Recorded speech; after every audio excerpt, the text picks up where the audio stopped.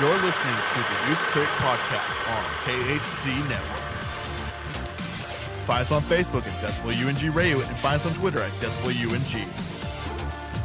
If you like this episode, please leave a like and comment on our iTunes page at KHZ Network.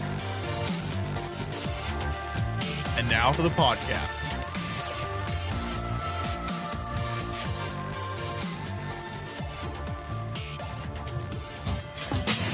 What is this? Oh, hey, I would like to get out. Look at this. A better one in the glove, though. Yeah. I ain't trying to go back to jail. $200 Please let for me Collins. out. Not Collins' gun. Very nice. Oh, I just got an Uber pickup. You got it. Is this an Uber? Hell yeah. Tell them slow down. Hello, everyone. Welcome to the Youth Critic Reacts. I'm your host, Kale Smith.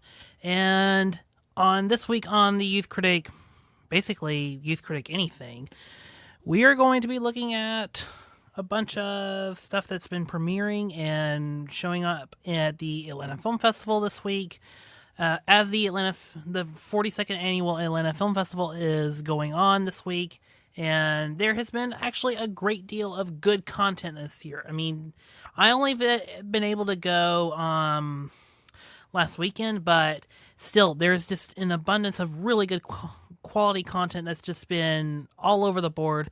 A lot of stuff that I have missed because of either time or there was just another movie going out, and so yes, I'm guilty of not being able to go as much this year, even though the lineup for this year has just been totally insane. And starting by talking about the lineup, I am going to be talking about the opening night presentation for this movie, the Atlanta Film Festival, and that was Blindspotting. For those who don't know, Blindspotting was the huge Sundance hit and basically kind of blew up on the scene, and it was I think it has distribution from Summit or Lionsgate, and the movie itself is about the character Colin, who has finished his 2-month sentence for an assault that happened at a bar, and now he's on a year-long probation. We start with Colin in this movie about 3 days before that probation is up, and we follow him through those 3 days and a couple more days after the probation has ended. And it's the story of Colin and his longtime friend Miles, as each of them try and build up their own lives and try and live very peaceful, very mediocre lives, as they both are both work for a moving company, and they do that for their day job, and then they hang out and do stuff at night. And and that's basically the plot of the movie is, without going into too many spoilers, it's about the character of Colin trying to not get into any kind of trouble as he, tries to end his probation on a very nice, mediocre, somber, clean note. And that's basically the movie. Now, the reason why the film itself is getting all this acclaim, it's currently sitting at a 92% on Rotten Tomatoes, is it actually is a comedy that really works more as a high-stakes drama centered in the city of Oakland, California. And it just works so well because you feel for Colin as he's trying to get out of probation, and as his friend Miles constantly not getting him more in trouble with the law, but getting him into situations that could get him more in trouble if he's not careful. And it's about a friendship that is risky, and can be toxic, especially for everyone that's around Miles. And that's basically the idea of, and that's basically the story of the movie, is learning how to manage a friendship where one person is more toxic and more or more toxically influenced than you. And that's basically what is so appealing to me about the movie, is that drama of how this friendship, not crumbles, but it's looked at more in a very critical light. And in the midst of this, there's this funny but really great subtext about gentrification. Excuse me if I screw that up. And in the guise of it, it's because there's this whole new Oakland that's kind of seeping through. And of course, Miles is the character that doesn't want things to change, or he's so comfortable in the state of rage and violence that he's grown up in old Oakland, that he gets nervous and he gets afraid of or he feels immensely emasculated by the gentrification of Oakland, of his town. And it's just those little things like that that really make the movie pop and basically open essentially America's eyes to the fears of being black in a crime-ridden / police-filled city. And it's the fear of that because you see and you hear all the time how the news and how media responds to when a black person is shot, and the movie addresses that head on and has something more powerful to say than I think any documentary or any mainstream movie possibly could. And that's really, for me, the key of the movie is its staying power, because for the longest time there's a moment in the movie, and I'm not spoiling anything because it's in the trailer, and there is in the first 20 minutes of the movie, Colin witnesses a black man being shot by a cop right in front of him while he's waiting at a red light to turn green.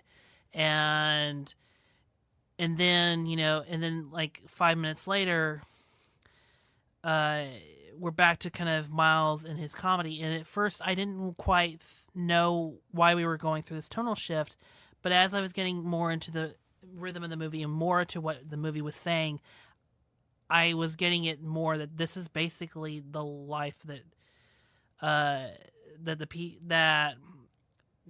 maybe not the whole Oakland, California feels, but maybe the universe of this, maybe the universe that the movie takes place in. This is how they feel. They see something and it affects them, but they still have to move on with their lives. They still have to be a working part of a society, and to see that constantly progress and that that trauma, that psychological damage that did on Colin, and it build up and it build to a rage that builds to an incredible climax, and I won't spoil it. And really, after you see the trailer, don't see any more from the movie. But once we get to the climax, it builds to an intense finale, and it works so well. I mean, the ending, the audience I saw this with, they were floored by the ending of this movie. It was an powerful experience. I thought this worked so well. And basically that's how I feel about Blindspotting. It's a powerful movie. It takes a little while to get into the rhythm of the movie, but other than that, I thought everyone involved did an absolutely incredible job. I give a lot of credit for W. Diggs and Raphael Cazell for writing the movie, but I also have to give credit to director, and I'm sorry if I mispronounce it, but Carlos Lopez Estrada. Okay, I got it right. I thought he did a great job. Excellent work from everyone involved. This was a powerful movie, and they just bumped the release date from July 27th to July 20th on my birthday. Hey! Please check out the movie. It's incredible. I think it'll open back wide. I know I said it opens on July 20th, but that's a limited release. I think it opens in Atlanta again on August 3rd. So please, I implore you, please check out this movie. It's really good. It has two great performances by the writers, Daveed Diggs and Raphael Cassell. And please just check it out. It's vibrant, it's energetic, and it has a powerful, moving climax. Thanks everyone for listening. Before we go, we have to do a little housekeeping. We will get to reviews for A Quiet Place, Rampage, and Blockers eventually.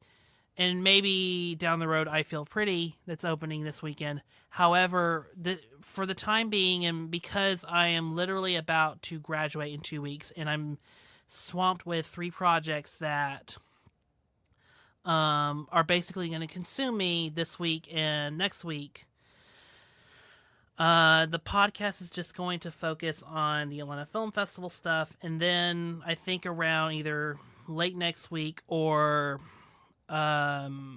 maybe even the first week of May, we'll finally do A Quiet Place, Blocker. We'll have like a catch up like we did in March, and we'll finally get caught up and do all like the big hits in April all at once. And yeah, that's it for the Youth Critic.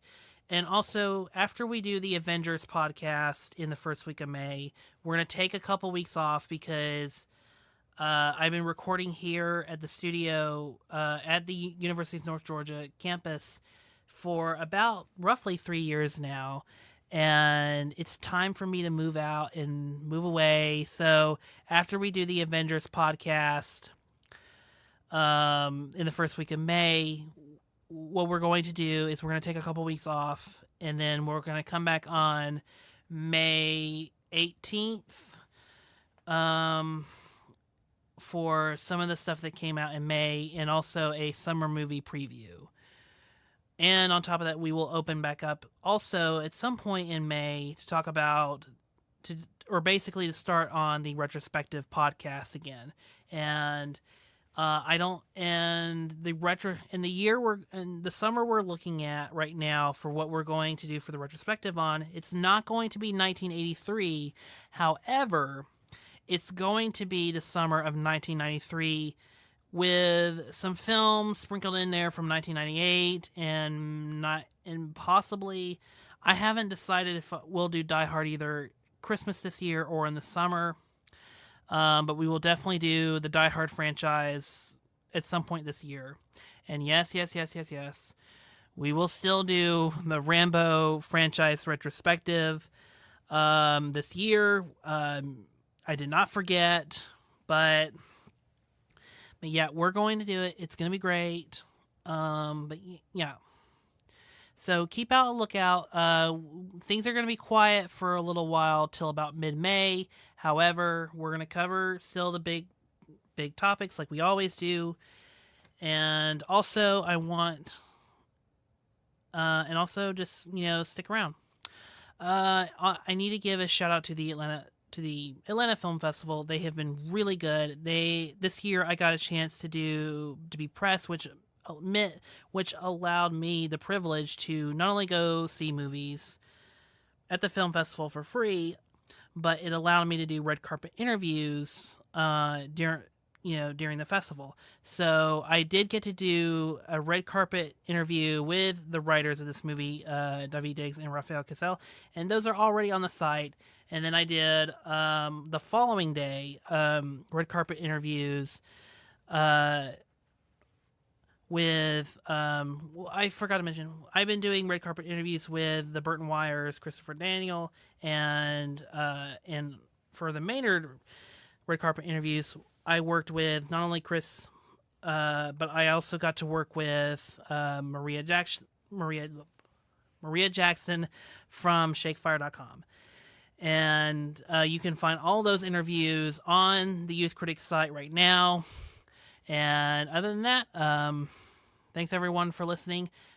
Stay tuned for momentarily, like in the next 30 minutes to an hour, for the Tully review and the and a couple other reviews for movies I saw at the Atlanta Film Festival. Thanks, everyone. We'll be back with you just shortly.